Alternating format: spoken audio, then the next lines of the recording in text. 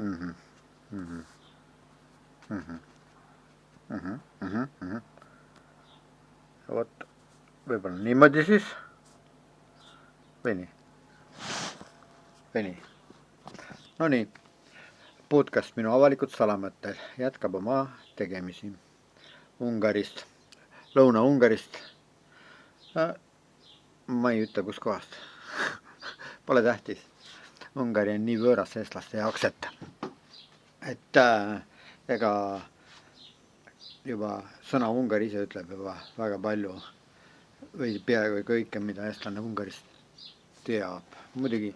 on inimesi Eestis ka, kes rohkem teavad, kes vähem.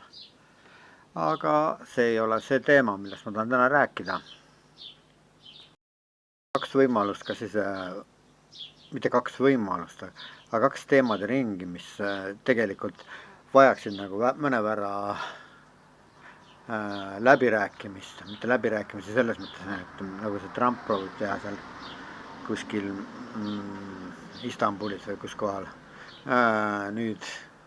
Venemaa, Putini ja Zelenski vahel, aga noh, läbi arutamist, ütleme siis niimoodi, mitte läbi rääkimisi, vaid läbi arutamist natukene. Arutame siis natukene asju läbi. Üks on Ungari teema ja teine on siis rahvusvaheline teema, sest mõlemad siis teemade ringi või noh, mis on tegelikult ühe ja sellesama teema, siis kaks eri poolust või siis võiks öelda ka niimoodi, et ühe mündi kaks eri poolt minu podcasti, minu avaliku salamõtted seisukohalt. No nii, aga eks me siis hakkame siis neid arutama. Praegu siin sõidab siin autosid mööda minu asupaigast ja nad tekitavad vahetevahel siin kummalist lärmi, aga ma arvan, et see mikrofon on küllalt hea, nagu varasemad episoodid näitavad, et siis need autohääled on äratuntavad ka autohääled ja eks seda juhtub professionaalsete tegijate juures, et teevad seal mingisugust aktuaalset kaamerat, kes teab, kellel mis lemmikuks on. Mõnel on aktuaalne kaamera, mõnel mõni podcast eesti.com või siis uued uudised või midagi muud. No see selleks, aga ühesõnaga jah, ka seal, kui reporter on väljas kuskil, siis auto läheb mööda ja automürin jääb pääle, mõnikord isegi auto see pilt, kuidas auto mööda sõidab ja siin ka juhtub niimoodi. Võib-olla koer hakkab vahepeal haukuma, praegu hetkel ta paistab, et magab, toidukaust nina ees, ei söö, sest Ungaris on teatavasti väga kuum praegu. Ungaris on kuskil üle 30 kraadi lähedal praegu. Täna on veel suhteliselt jahe ilm, võib öelda, sellepärast, et nüüd öösel oli vihma ja temperatuur jahtus natukene maha, aga eile oli 35 ringis ja siis oli nädal aega niimoodi, et ei tulnud tilkagi vett taevast ja siis samal ajal, kui ma tean, et Eestis jaanipäeval vihma sadas, siis siin oli see päev täitsa külm ja mõnes kohas on näha ka seda, kuidas maa praguneb ja sest on vähe vett saanud vahepeal. Aga kui nüüd taimestiku seisukohalt seda asja vaadata ja võtta, siis on neid, nüüd läksid jalgratturid mööda ja neil muusika mängis, ma ei tea, kas on kuulda ka, aga polegi tähtis. Ühesõnaga, jaa, maa praguneb ja vähe vett saanud. Koer on ka vahepeal, mul oli niisugune hirm, et kui siin 35 kraadi oli, et annab otsad üles, aga õnneks ei ole midagi. Koerad on targad selles suhtes nagu inimesedki, et mida vähem liigutad ja mida külvevasse kohta poed, siis seda tõenäolisemalt üle elada neid kuubi põrgulisi päevi. Mõnedele meeldib selline kuubus, minule ei meeldi, ma olen tegelikult, ma isegi imestan, et miks ma siin üldse olen Ungarist niisuguse kuuma käes, sest mina arvastan parajat jahedat ilma, minu jaoks on kõige parem õhutemperatuur niimoodi kuskil 20 ringis, üle 20 mitte juba. Aga see selleks. Viinamääred, eelmises episoodis nägime, et viinamääred hakkavad kasvama ja täna ma nägin esimest viigimarja kukkumas puu otsast alla. Muidugi oli kohe sipelgad selle kallal, sest kindlasti on ka nende jaoks üks maiuspala, mis oli valmis teised on veel seest toored ja paistab, et niimoodi läheb veel aega, kuni viigivarju ka saab ja viinamärdega juurde läheb ka aega, aga muidu rohelised viinamäred on juba olemas ja päris palju on neid ja senimaani ei ole märgata, et mingi haigus neid kimbutakse. Nagu eelmisel aastal oli, et päris palju viinamarju sai hukka sellepärast, et mingi haigus kimbutas neid ja muidugi kuumus oli, eelmine aasta oli ka niisugune kuumus, et kuskil kuu aega järjest oli 35 kraadi sooja. Aga nüüd läheme siis teemade juurde ja teemadeks on siis, nagu ma ütlesin, nüüd Ungari siseasjad, sisepoliitika ja siis välispoliitika on sellepärast oluline, et nüüd oli ju teatavasti Haagis summit, kus siis oli ka Zelenski kohale tulnud ja muidugi Euroopa ja teiste NATO maade esindajad olid kohale läinud ja siis otsustati mõnegi tähtsa küsimuse üle ja esimene tähtis küsimus oli muidugi see, et otsustati siis, mitte arutati, vaid jõuti ka kokkuleppele, et siis kuskil, kas nüüd 10 aasta jooksul NATO sissemakseid suurendatakse kuni 5%-ni SKP-st ja loomulikult Ida-Euroopa riigid ja siis need riigid, kes tunnevad ennast Venemaast ohustatuna olevat, need tundsid ennast selle üle head meelt pigemini, välja arvatud muidugi Ungari jaoks oli ka muidugi see teema muidugi võib-olla teisejärguline teema, sellepärast, et mille pärast Ungari muretseb ühest küljest, et esimene asi, et selle juurde tagasi tulla, 5% juurde tagasi tulla, et ka Ungaris nähakse vajadust tõsta siis seda relvastustele tehtavaid kulutusi, sest riik peab olema valmis igasuguse välise sissetungi vastu seisma ja selleks peavad ja siis nagu kõik need, kes sellest NATO summitest osa võtsid, siis kinnitavad ja on nõus sellega, et selleks peab tõstma siis kulutusi. Mõned riigid punnisid muidugi vastu, eriti Hispaania ja muidugi mõnedel teistel riikidel on ka siis selle summitiga pärast, mitte summiti pärast, summit ise, üks niisugune konverentsilaadne üritus, aga siis selle samuse 5% peale tõstmise kohustuse vastu punniti, siis ka muidugi oli neid riike siis, kes punnisid vastu. Aga kokkuvõtteks siis lepe tehti ära ja mis oluline on märkida, et Zelenski ei võtnud sellel päeval NATO summitist osa või vähemalt seal, kus seda otsustati, kus siis seda 5% asja käsitleti. No nii, huvitav on märkida, et Viktor Orban tähendab Eesti päraselt, Ungari päraselt Orban Viktor, nagu ma juba olen selgitanud varasemates episoodides, et siis Viktor Orban pidas seda oma saavutuseks sellega, et Ungari on Orbani valitsuse ajal pidevalt blokeerinud siis küll sanktsioone Venemaale ja küll neid Ukraina liitmist siis NATO-ga ja nüüdsel ajal ka Euroopa Liidu endaga. Ja siin on, see on nüüd see teema, kus siis need rahvusvahelised teemad ristuvad siis Ungari teemadega. Teatavasti oli Ungaris siis hääletus ehk Vox 2025 selle üle, et kas Ungari peaks olema Euroopa Liidu liige ja see on üks niisugune küsitlus, rahvaküsitlus, midagi referendumi taolist, aga referendum on ametlikum, see ei ole niivõrd ametlik, kuigi Fides võtab selle Voxi 2025. aasta tulemusi või midagi ametlikku ja kasutab seda oma propaganda relvana selle vastu, et Ukrainat takistada Euroopa Liidu liikmeks riigiks saamast.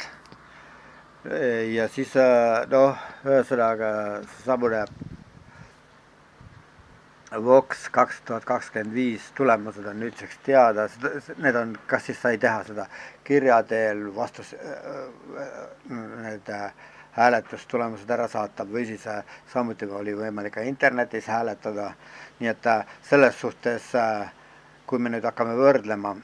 Eesti e-valimisi, mida just nüüd jälle on hakatud arutama mitmete rahvusvaheliste organisatsioonideni on viidud selline selle küsitavuse teema, e-valimiste küsitavuse teema ja siis seda te teate ise paremini, millised need on ja kuidas neid käsitletakse Eestis ja kes kuidas käsitleb Eestis seda e-valimiste teemat, aga ühesõnaga siis Ungaris oli ka midagi taolist, mis oli tegelikult see Vox 2025, mis tegeles tegelikult mitmete rahvusvaheliste vaatlejate arvates täiesti mõttetu asjaga, mõttetu teemaga, et oli Ungari rahva arvamust küsitud selle kohta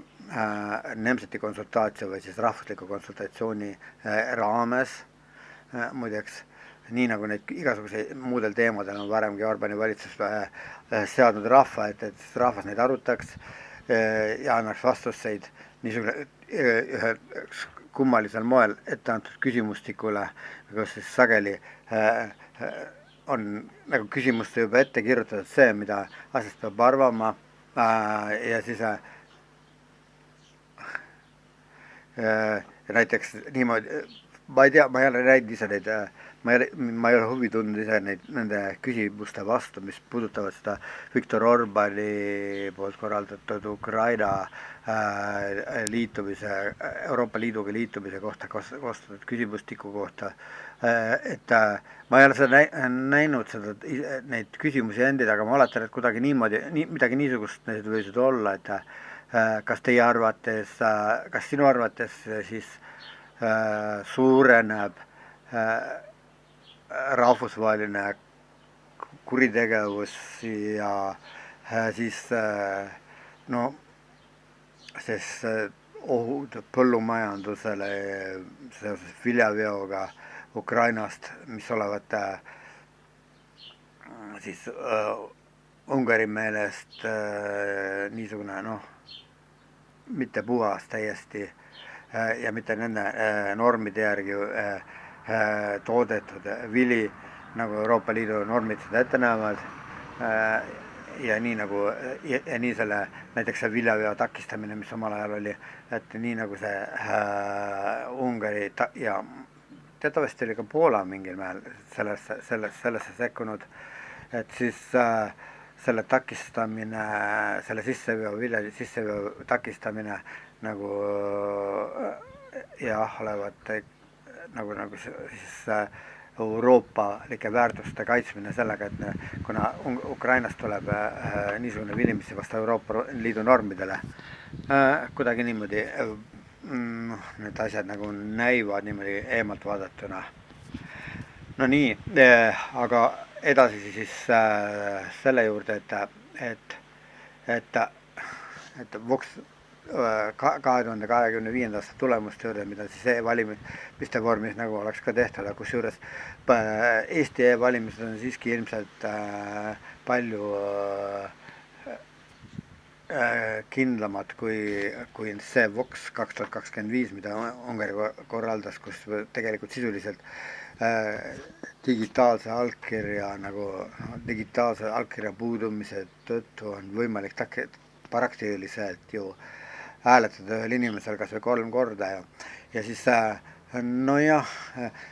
enne kui ma selle tulemused nüüd välja ütlen, siis Fidesi peamine konkurent ja selle juht siis Tissa erakonna juht Peeter Madjar siis ütles selle kohta, et jah, et kindlasti saab see olema midagi sellist, et 95% siis on siis selle poolt ja noh, kui oodati 105% poolthääli selle vastu, noh selles suhtes, et Ungari ei peaks saama või Ukraina ei peaks saama siis Euroopa Liidu liikmesmaaks ja noh, ühesõnaga ta ironiseeris selle teema, selle Voxi kallal nii palju ja loomulikult noh, mõnes mõttes mulle ka tundub niimoodi, et tal oli õigus, aga jah, eks ma ei hinda muidugi praegu objektiivselt, ma hindan subjektiivselt asja. Ja siis ühesõnaga tulemused siis jah, tulemusteks oli järgmine, et 55% nendest, kes olid siis hääletanud, oli selle vastu, et Ukrainast peaks saama Euroopa Liidu liikmesriik. See 55% oli siis kuskil 2,1 miljonit inimest, mis paneb mõtlema, et Ungaris on 2,1 miljonit inimest,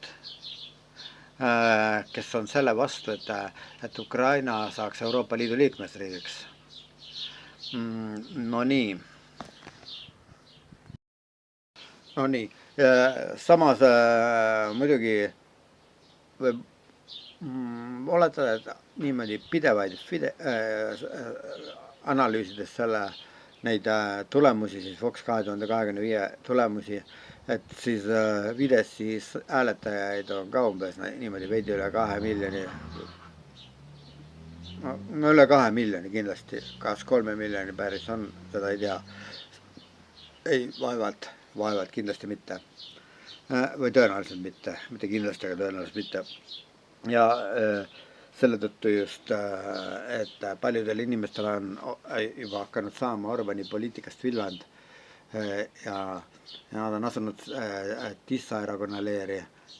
siis selle Peeter Madjari leeri pigem ja on praegu paistavad pigem Peeter Madjarile ja Tissa erakonnale hääletavad inimesed kui et Fideszile hääletavad inimesed ja nende osakaal on väidetavalt juba mitmete reitingute järgi märgatavalt suurem kui Fideszile hääletajad. Muidugi kõik võib muutuda ja muidugi on üks asi ka, et kuna väga palju ungarlasi elab välisriikide territooriumidel, ma ei pea silmas neid inimesi, kes on tööd otsima läinud lääneriikidesse, vaid ma pean seda, et nende riikide kodanikud, Ungari päritolu kodanikud, mis elavad ajaloolise Ungari territooriumil, näiteks Rumeenia, Slovakkia, siis Serbia, väike osaga Austria, Ida-Austrias, et peamiselt need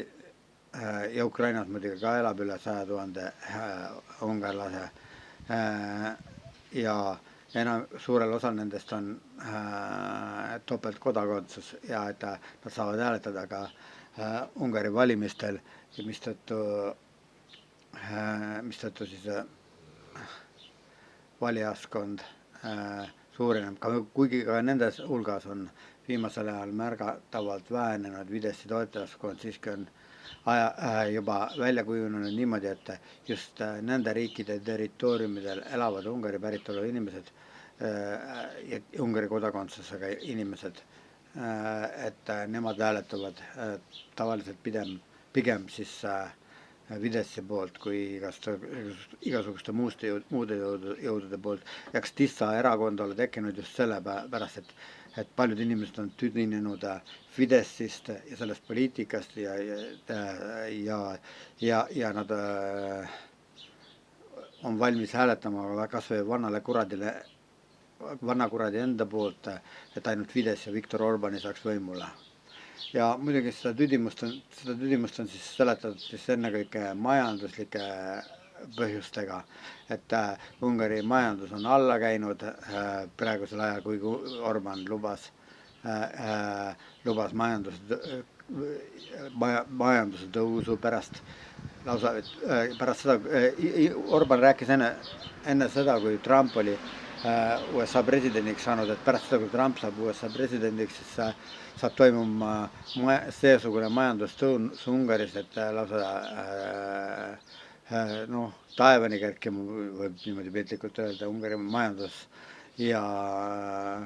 hakkab olemast igasugune inflatsioon, mis senimaani on ennekõike Ukraina sõja tõttu tekkinud ja muidugi ka muudel põhjusel, sel põhjustel, et Euroopa Liit peab kinni rahasid ja selle otsuse taga, et Euroopa Liit peab siis kinni neid Euroopa poolt muidu algupäraselt siis Ungarile mõeldud rahasid mitmesuguste, eriti selle migratsioonipoliitika pärast, aga ka on teisi põhjusi vist. Ja selle taga on siis muidugi Strasbourgi kohus, tema otsus ja sellest Strasbourgi kohtu otsusest on siis osa võtnud ka üks eestlane, siis kas ta, mis ta nii oli, Erik Pikamäe või Erik Pika, Eesti päritolu kohtunik, kes oli nagu peamine teguritest sellest, et siis Ungarile neid rahasid hakati kinni pidama. No ja ühesõnaga siis siis see selleks. Aga tõsi on see, et siis tänu sellele majanduslangusele on siis paljud inimesed tüdinenud ja ära pöördunud Fideszist ka, kes võib-olla siis need pigemini kaasajooksikud asemel, kes varemalt siis üldsuse mõjutusel siis hääletasid Fideszile ja kes ei ole üldsegi veendunud fideszlased ega üldse veendunud konservatiivid, aga tõde on selles, et häälte arv sellega muidugi kahaneb ja siis Tissa pooldajate arv on tõusnud märgatavalt.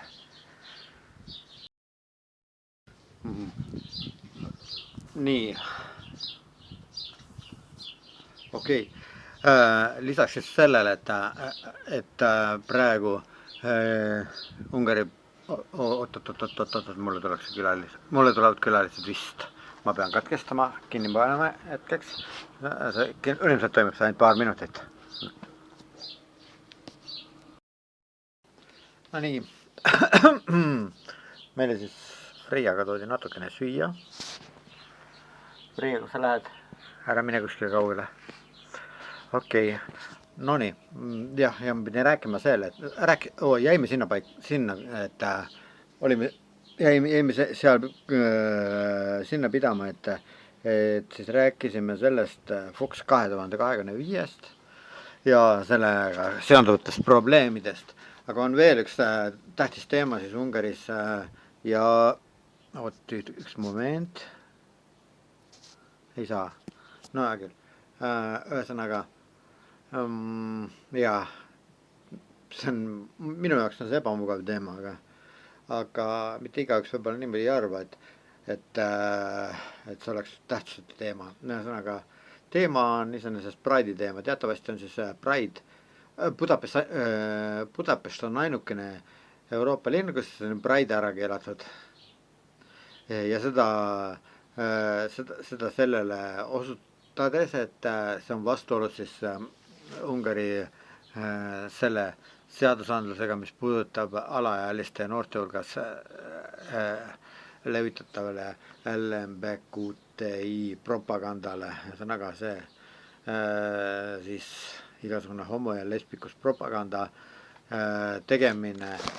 noorte seas on Ungaris nagu keelatud ja Pride, kuna Pride'il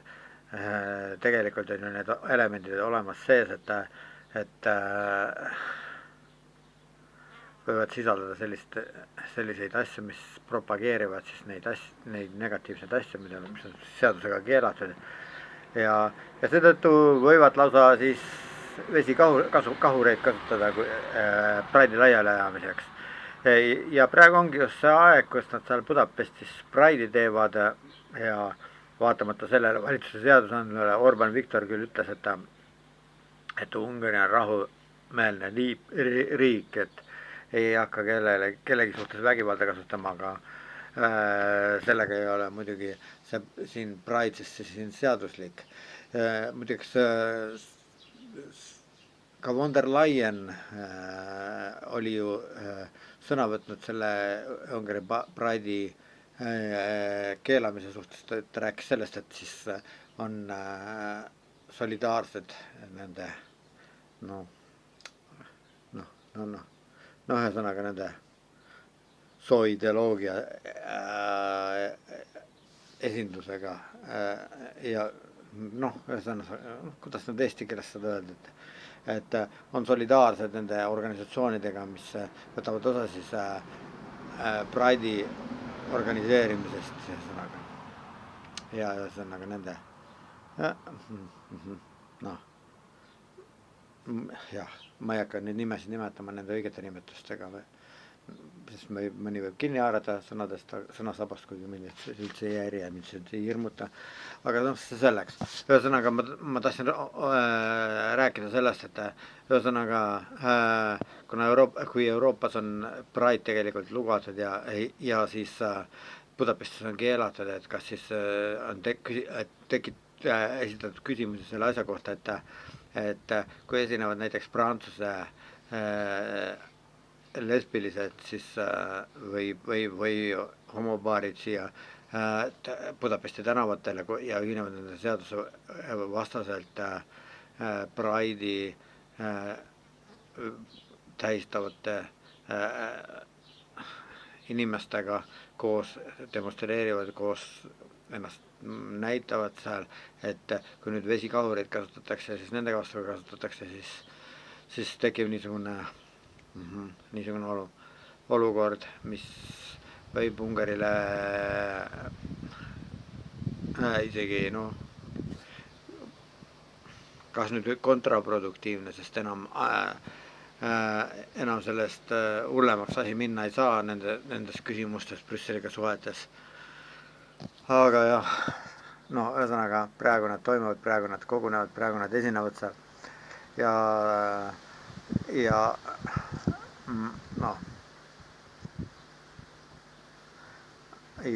samas on nad keelatud valitsuse poolt. Ma ei tea, mis sellest saab. Eks seda saab veel kuulda. Aga praegu nii palju sellel teemal siis. Võiks rääkida siis veel välispoliitikast, nimelt Donald Trumpiga seoses, kes siis enne seda NATO summitit Haagis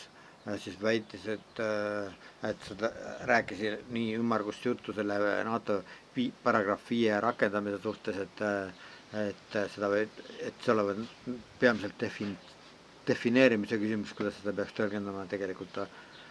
minu arvates see oleks ainult rakendamise küsimus ja et defineerimise küsimus küll, aga see asi on iseenesest väga lihtsalt defineeritud, et kui ühte NATO liikmesriiki rünnatakse, siis ollakse kohustatud tema lappi tulema. Nüüd on Ungaris tõstatatud üles küsimus, et võivad existeerida, mitte nüüd, aga juba mõnda aega ja eriti see on seotud ühe ma ei tea, kas ta on riigisekretär või mis ta on, Jörg Varga nimega, kes siis rääkis sellel teemal ja kirjutas artiklit, et võib esineda olukordi, kus paragrahv 5 ei rakendata, et paragrahv 7 alusel ei ole ühel või teisel NATO riigil kohustus, kui ta ise ei taha appi minna riigile, kellele kallale tungitakse. Ja kui riik, kes on ise, ja nüüd see on interpretatsioon muidugi, see ei ole küll NATO, ma ei tea, kas seda võib põhikirjaks nimetada, sisse kirjutatud, et et kui kui mingi liikmesriik ise provotseerib enda pihta rünnaku, et siis teised NATO liikmesriigid ei ole kohustatud appi minema. Nii et ma ei tea, igatahes ma küsisin Meta ai käest ehk Meta ai käest, et kas selline asi on võimalik. Ja Meta ai või ehk siis tehisintellekt vastas mulle selle peale, et tegelikult niimoodi ei ole see praktiliselt interpreteeritav, et sest see provotseerimise küsimus, no võib küll olla niisugune, tähendab, see on väga äärmuslikul juhul, kui mingi riik ise provotseerib igasuguste terrorrünnakutega ja mida iganes, et siis on võimalik seda niimoodi interpreteerida küll, jah, kuidagi väga metsikult interpreteerib, aga praktiliselt NATO liikmesriikide hulgas ei ole niisugust riiki, kes selliseid tingimusi täidaks, et ise tõepoolest kes selle tingimuse täiel määral nagu täidaks, et siis ise provotseerib selle enda pihta rünnaku. Näiteks Venemaa puhul, kas me nüüd sellega, et me teeme Venemaa vastast kriitikat kõvasti, Eesti ma mõtlen, Eesti teeb Venemaa suunas väga kõva kriitikat ja igasuguseid karikatuure paneb püsti piirilähedastele aladele ja muid selliseid asju, et seda võib provokatsiooniks nimetada, siis üsna ühemõtteliselt võib kinnitada, et see ei vasta sellele kriteeriumile, et Eesti provotseerib ise rünnaku Venemaa vastu, sest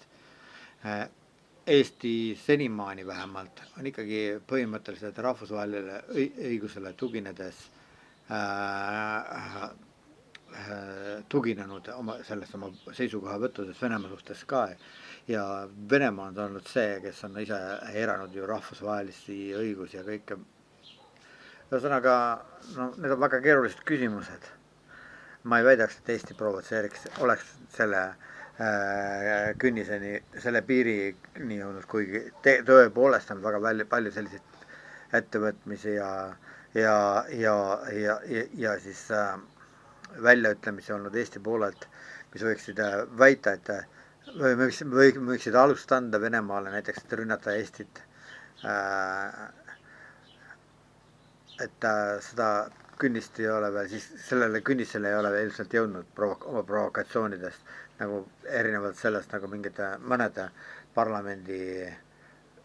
liikmed on seda isegi julgenud välja ütelnud lausa. Julgenud välja ütelda. No nii, samas need poliitikud ja arvamuskujundajad, kes sageli räägivad, et Eesti on oma sõnavõttudes ja poliitilistes otsustes sageli just sellega hakkama saanud, millest eelpool jutt, et ehk siis seega, et provotseerivad ise Venemaad, et Venemaa tungiks Eestile kallale ja mõnel puhul võib isegi väita, et tegelikult on ka sellele väga vähe lähedale jõutud, näiteks üks erusõjaväelane ja nüüd see siis kaitsetööstuse tegelane, kelle nime ma ei maini siinkohal, on rääkinud sellest, et Eesti peaks ennetava löögi andma Venemaale, mis on väga ohtlik väide, aga üldiselt siiski see on ka kõige äärmuslikum juhtum, võib öelda niimoodi. Aga üldiselt jah, et need poliitikud, kes seda on väitnud, et Eesti teeb niisugust asja, et oma poliitilise tegevusega kutsub esile siis Venemaa kallaletungi endale, et sageli jätavad ise arvesse võtmata nagu hoopis olulisema faktori nende põhjuste hulgas, miks Venemaa võiks Eestile kallale tungida ja see on Venemaa ise. samas kui Eesti valitsus jätab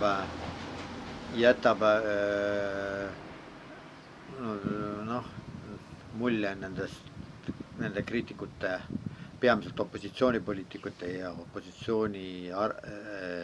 meelsete arvamuskujundajate väljaütlemiste alusel, et siis Eesti ongi see kurja juur, ise Eesti poliitika, Eesti valitsus ongi kurja juur, koalitsioonivalitsus ja kõik puha. Nüüd ma ei taha üldsegi olla mingisugusest advokaadiks muidugi praegusele koalitsioonivalitsusele, kes ei ole üldse minu lemmikud ja keda ma üldse ei pea nagu eriliselt võimekateks poliitikuteks, vaid vastupidi, enamus neist on, kui mitte kõik, lausa karjääripoliitikud. Karjääripoliitikuid teatavasti ei huvita ju riigi ja rahva hea käekäik, vaid neid huvitab omaenda rahakott ja omaenda edukus ja kõrgetele positsioonidele jõudmine. Aga kui me Venemaa kui teguri kõigest selles välja jätame, siis tegelikult ei ole, osutame omaenda rahvale karuteene ju teatavas mõttes, mitte teatavas mõttes, vaid sõna otseses mõttes. Niisiis ei provotseeri tõenäoliselt Venemaa kallaletungi Eestile, võimaliku kallaletungi Eestile mitte siis see Butleri või see provotseeriv graffiti Narva jõe kaldal, mis on Ivangorodiga näha, et see Butleri pilt, kus siis on üks näopool Putini oma, teine näopool Hitleri oma. Vaevalt, et see võib ärritada küll venelasi loomulikult ja selleks ta sinna pandigi, et ärritakse. Aga vaevalt, et see provotseerib iseenesest Venemaa kallaletungi Eestile. Ega nad ka lollid ei ole, nad saavad isegi aru, et võimalik, et seal teisel pool läänekaldal, Narva ja läänekaldal on lihtsalt ebaadekvaatsed inimesed nende meelest, nende silmis. Samuti ei ole tõenäoline, et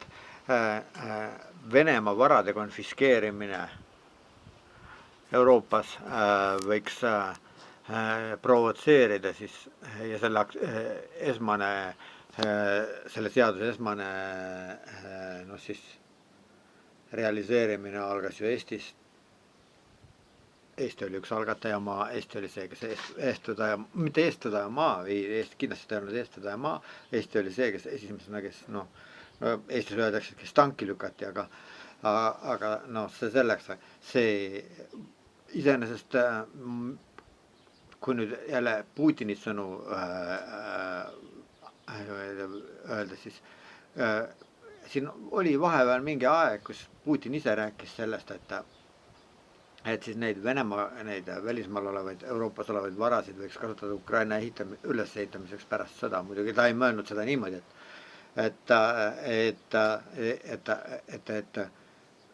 et Ukraina saab tagasi oma maale, okupeeritud territooriumid ja muud sellised asjad, vaid et lihtsalt kuidas nüüd ütleme, Ukraina ülesehitamiseks siis, kui kõik tingimused Venemaa meelest on ka täidetud selleks, et rahu sõlmida. Nii et see ei ole kindlasti see põhjus, miks Venemaa peaks kallale tungima Eestile just konkreetselt, sellepärast, et Eesti esimesena hakkas seda seadust nagu ellu viima. Samuti ei ole tõenäoline, et siis Venemaa tungib sellepärast Eestile kallale, et president Alar Karis ütles niimoodi, et me peame Venemaa põlvili suruma. Kuigi see on üsna kergemeelne lause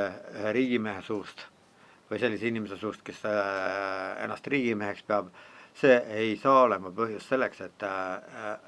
et Venemaa peaks meile kallale tungima, kindlasti mitte. Ei ole põhjuseks ka see või pigem siis juba see, aga ikkagi väga vähe tõenäoline põhjus oleks siis see, miks Venemaa peaks Eestile kallale tungima, on see, et ta kõiges ja nii materiaalselt kui ka intellektuaalselt ja vaimses mõttes toetab Ukrainat. Tema sõjalist tegevust Venemaa vastu, just sõjalises mõttes toetab Ukrainat. Kuigi see on väga vähe tõenäoline, et sellepärast Venemaa hakkab tungima Eestile kallale, ei ole see ilmselt tõenäoliselt ikkagi põhjus, miks Venemaa tungiks Eestile kallale. Venemaad loomulikult ärritavad NATO baasid tema riigi piiri ääres. Sama kehtib ka muidugi Nursipalu laiendamise kohta. Aga kokkuvõttes see võib mõjutada seda, miks Venemaa tungiks kallale Eestile sama palju, samal määral kui see, et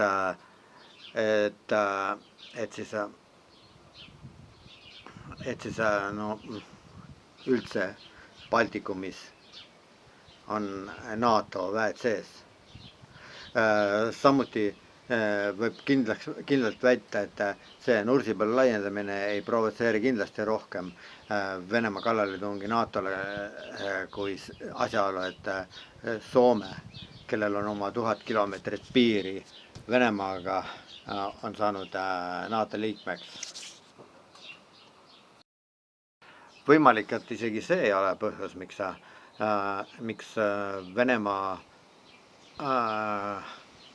Venemaa tungiks kallale Eestile, et Eesti on tõotanud hakata kimbutama Venemaa varilaevastikku Läänemerel. Eesti katse siis Soome lahes kinni pidada Venemaa varilaevastiku laeva lõppes fiaskoga. Ja on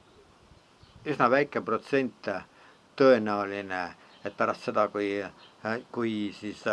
Venemaa saatis oma varilaevastiku kaitseks välja lennuki, hävituslennuki teda turvama, seda varilaevastiku laeva, ja NATO omakorda saatis välja paar lennukit Ämarist, vist Ämari lennuväljalt, et takistada venelasi midagi tegelikult ette võtma, ja see oleks võinud tõepoolest mingisuguse eskalatsioonini viia. Ometi vaevalt 100% ei ole tõenäoline, et Venemaa hakkab nüüd ründama selle varilaevastiku kimbutamise pärast Eestit. Kuigi need on kõik plusspunktid selle poole, et Venemaa tõepoolest, kui ta kallale tungib, siis tal on ettekäändeid küll kuhjaga võtta, miks Eestile kallale tungida. Ma räägin siin konkreetselt Eestist, sest ma räägin eesti keeles ja ma räägin Eestist, aga see sama kehtib ka muidugi teiste Balti riikide kohta ja isegi Soome kohta. Lõppkokkuvõttes on ikkagi ainukene põhjus, miks Venemaa võib Eestile ja teistele tema naaberriikidele kallale tungida, see, et Venemaal on teatavad geopoliitilised ambitsioonid. Muidugi sellele lisandub see, et Putin ja mõned teised Venemaa riigimehed on otsustanud olla mitte ainult sõnade mehed, vaid ka tegude tegijad. See niimoodi näitab juba kas või ainult see, et siis 24. veebruaril 2022 tungis Venemaa Ukrainale kallale, mida ta peab kui mitte oma koostisosaks täiel määral, sest tegelikult Venemaa peab tõepoolest Ukrainat Venemaa osaks, mitte iseseisvaks riigiks, millel on iseseisev õigus iseseisvusele. Tuleb lisada kohe see, et praeguse Venemaa valitsuse ametlik seisukohavõtt on selline, et Ukraina rahvast kui sellist ei ole olemaski.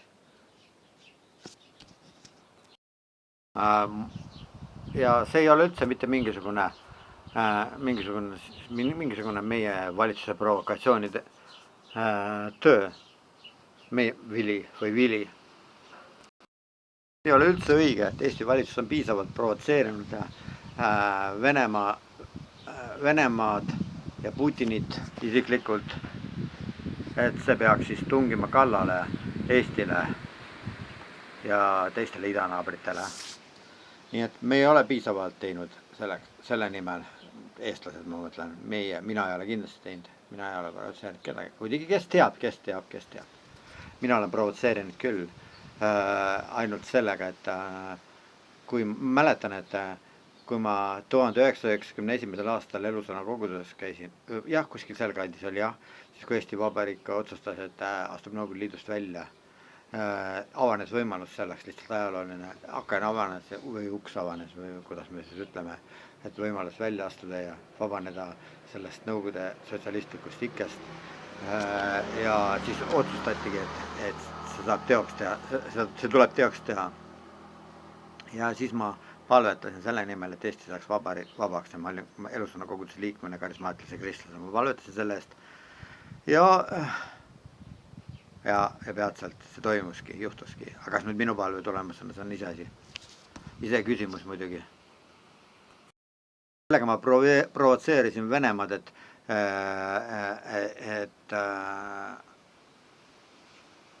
siis, kui ta ei teadnud veel, et ma niimoodi palvetanud olen, et siis et pärast seda, kui minu palve on teoks tehtud Jumala poolt, et siis see plaan uuesti tühjaks teha. Aga see on niisugune väike kõrvalepõige lihtsalt, ütleme nii, kuigi sellel on oma tõde taga. Venemaa geopoliitilised ambitsioonid on need, mis on kõige suurema tõenäolisusega teevad võimalikuks siis Venemaa kallaletungi NATO-le ja idapoolsetele naabritele. Ja muidugi mis avab uksi sellistele võimalustele on suures osas just selles on just teine praegusel USA valitsusel ja USA praegusel presidendil Donald Trumpil minu meelest. Et kuigi nüüd oli jutt taaskord sellest, et siis pärast seda sammiti ajal Donald Trump kinnitas, et USA jaoks on paragrahv 5 täiesti elujõuline ja täiesti rakendatav sel juhul, kui NATO liikmesriikidele kallale tungitakse. Nii et me võime natukene kergemalt hingata see viimase väite järgi, mis Donald Trump on öelnud, et siiski me oleme kaitstud võib-olla tõenäoliselt, et kui just nüüd Venemaa ei otsusta kogu NATO-t rünnata. Aga me, nagu me Trumpi puhul oleme näinud ja me Trumpi puhul teame, Trump on väga kerge meelt muutma, et täna ta ütles küll seda, aga me ei tea, mida ta homme ütleb ja kuidas ta homme mõtleb.